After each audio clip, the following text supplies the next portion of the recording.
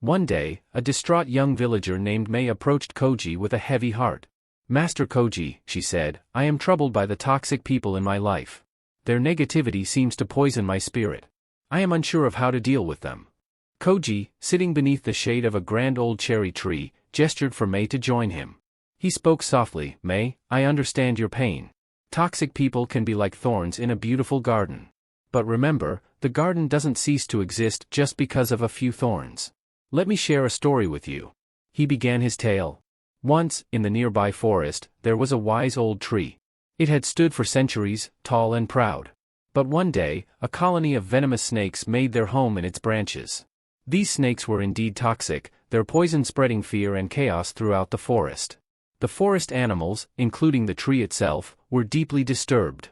They couldn't bear the venomous presence of the snakes. They decided to take matters into their own hands and began shaking the tree violently, hoping to dislodge the snakes. But the more they shook, the tighter the snakes held on. The wise tree remained calm, even amidst the chaos. It spoke to the animals, saying, "My friends, your intentions are pure, but your actions are futile. You see, I have grown with these snakes in my branches for years, and no harm has come to me. I have learned to coexist with them.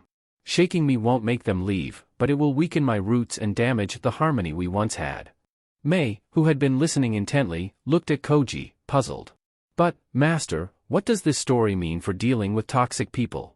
Koji smiled gently and replied, "The story teaches us that sometimes, we must learn to coexist with the toxic people in our lives, just as the wise tree did with the snakes.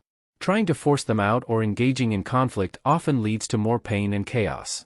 Instead, focus on nurturing your own inner peace and resilience. Set clear boundaries to protect yourself from their toxicity, but do not let their negativity consume you. Just as the tree protected its roots, you must safeguard your own well-being. Over time, their toxicity may weaken, and they might leave on their own accord, but if not, you'll remain unharmed, strong in your inner serenity." May nodded, understanding the wisdom in Koji's words. She realized that she needed to focus on her own inner peace and resilience and let the toxic people in her life make their own choices. With a grateful heart, she left the Zen master's side, ready to face her challenges with newfound wisdom.